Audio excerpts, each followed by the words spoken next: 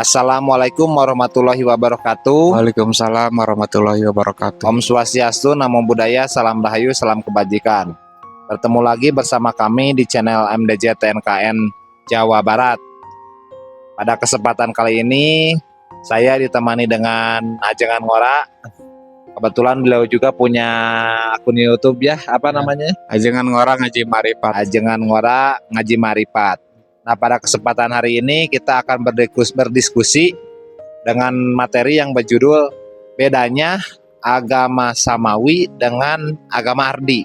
Ya.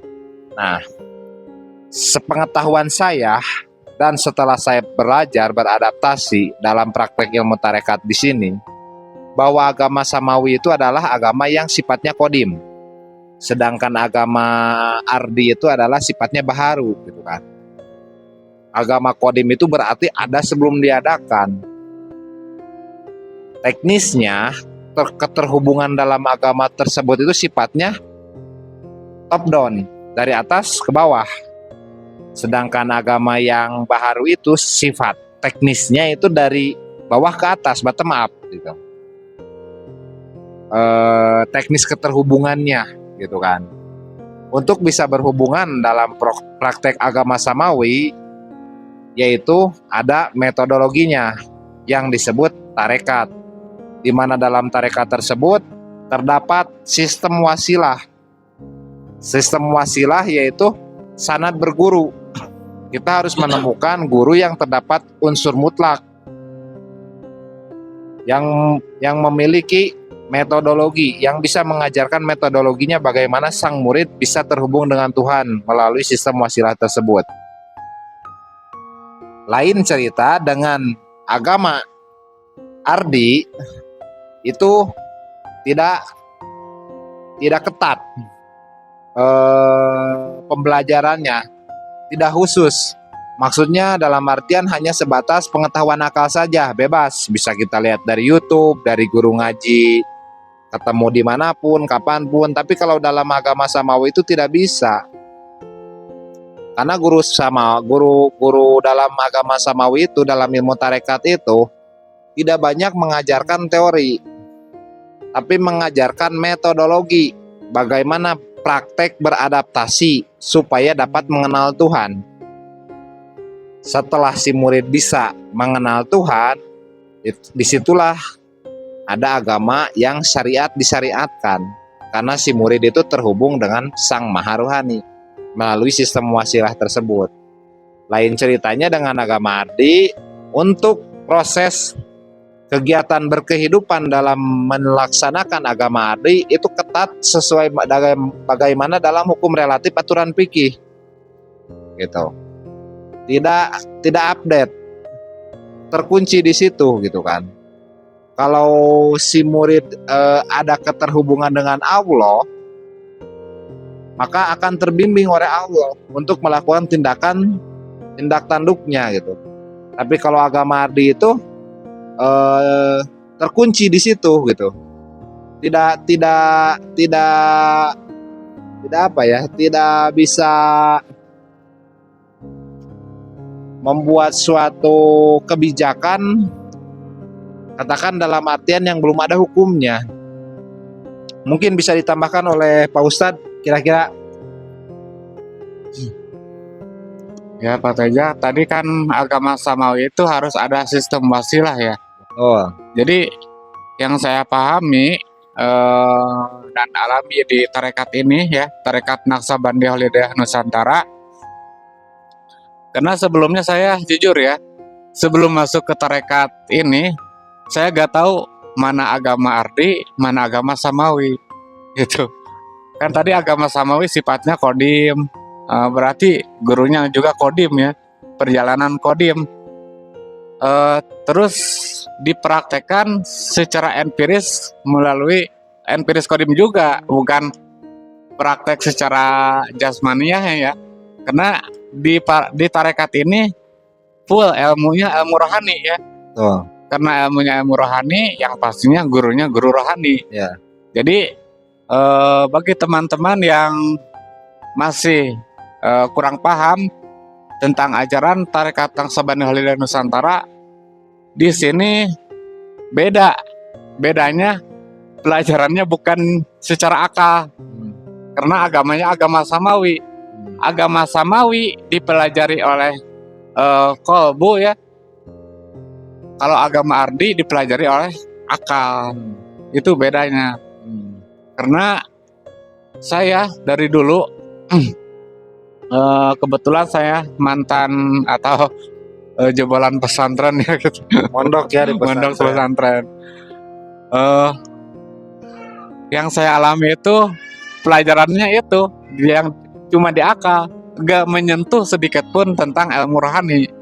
Dan ternyata ilmu rohani itu kalau sekolah itu beda kelas ya, bukan kelas syariat lagi. Berarti kita harus naik kelas ke tarekat, hakikat, marifat. Nah disitulah perbedaan agama samawi dan ardi ketemu di sekolah ini, di tarekat Naqsabandiyah Holidiyah Nusantara. Dan di agama samawi itu sistemnya kan kodim, sistem wasilah.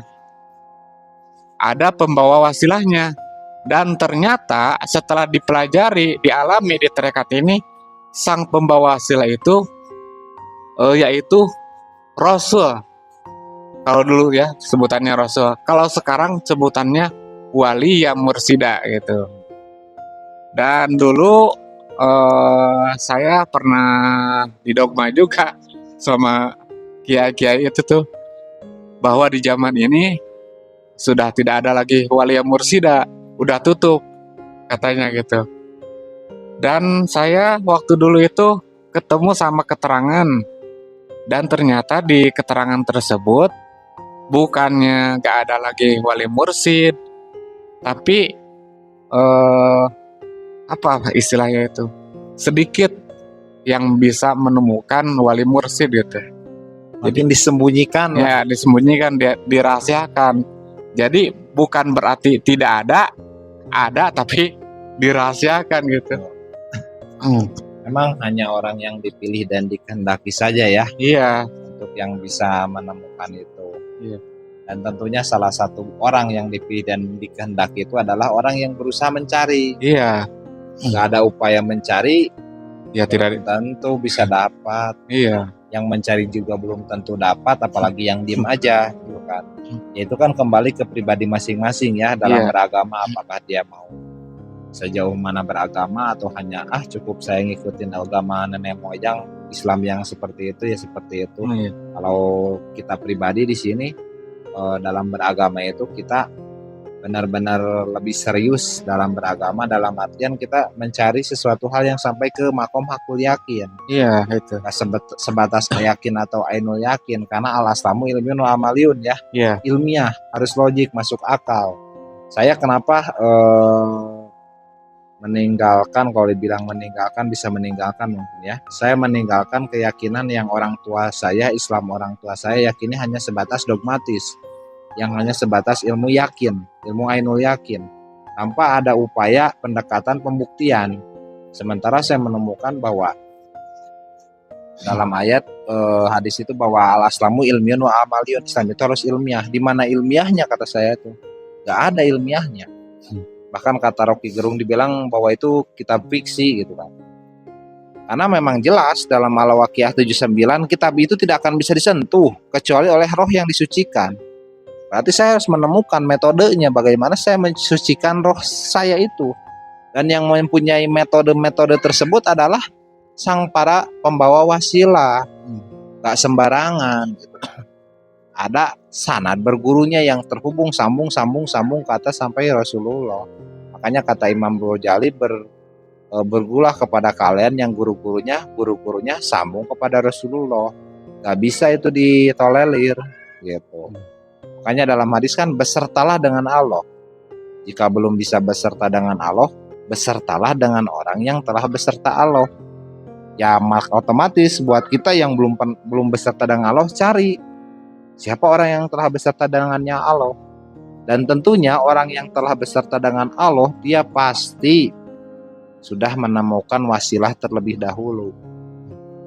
Nah, orang yang telah beserta, sehingga beliau sampai kepada makom beserta dengan Allah.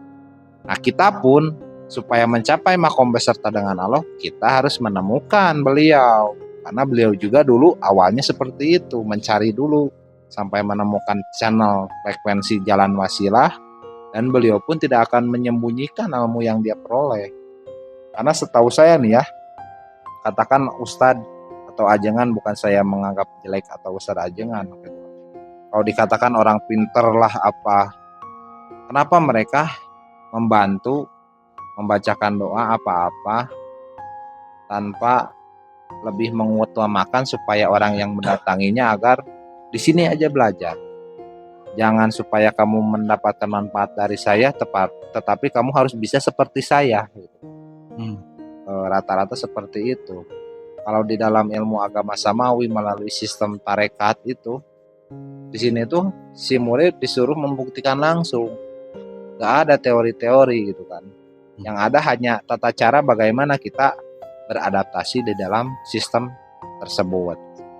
Mungkin itu Pak Ustadz ada tambahan lagi? Jadi di agama samawi itu full praktek ya. Beda di agama ardi. Kalau di agama ardi teori dulu terus teori. Belum tentu bisa mempraktekkan. Kalau di agama samawi praktek dulu ntar tahu ilmu pengetahuannya gitu. Jadi baru dipahami setelah praktek gitu agama samawi. Ya seperti yang saya alami lah, bahwa dalam ketika saya beribadah sholat, dalam sholat itu saya menemukan bahwa pembahasan terkait sholat itu celakalah yang orang yang lalai dalam sholatnya. Sampai kapanpun kita berupaya jungkir balik dalam proses agama ardi, agama tafsir akal, bukan dari agama sistem top down, kita itu gak akan pernah khusyuk sholat itu. Dan begitu saya belajar dalam tarekat yang terdapat sistem yang mutlak, metodologi yang waris yang dibawa oleh sang wasilah, pembawa wasilah, kita diajarkan bagaimana metodologinya sehingga tahu, oh seperti itulah yang dimaksud sholat yang khusyuk itu gitu kan. Makanya ini ilmu pembuktian. Makanya di sini kita tidak banyak teori, buktikan sendiri. Makanya jangan dulu menilai sebelum membuktikan, itu yang saya pegang dulu. Waktu saya menemukan uraian-uraian di sini, saya rasa-rasanya gak adil kalau saya langsung menilai sebelum saya membuktikan. Akhirnya saya buktikan dan alhamdulillah disitulah saya ketemu hakul yakinnya. Seperti itu sih Pak Ustadz. Ya, jadi kita itu jangan dulu menilai sesat apa gimana gitu sebelum kita membuktikan gitu. Karena jujur saja kalau untuk para kaum katakan Wahabi ya, bahwa ilmu tasawuf itu sesat, tarekat itu sesat, tahlil itu sesat gitu kan.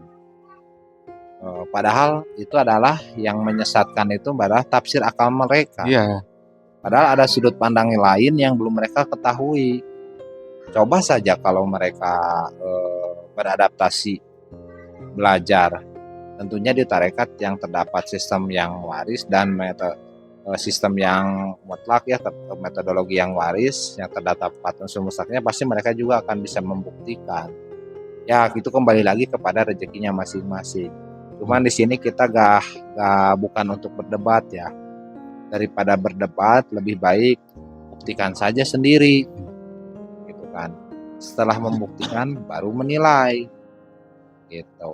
Karena setelah masuk di dalam sistem tarekat ini dengan diawali dengan baiat, terdapat syarat ketentuan selanjutnya, rukun-rukun syarat yang harus dikerjakan seperti wirid sendiri, wirid berjamaah, suluk, dan bakti. Nanti akan tahu sendiri seperti apa. Jadi kita bukan istilahnya ibarat kucing dalam karung ya. Kalau setelah dibuktikan pasti orang tersebut akan punya penilaian sendiri. Memang nanti kesulitannya adalah dalam perihal melawan diri sendiri. Di situ memang beratnya. Terasa sekali.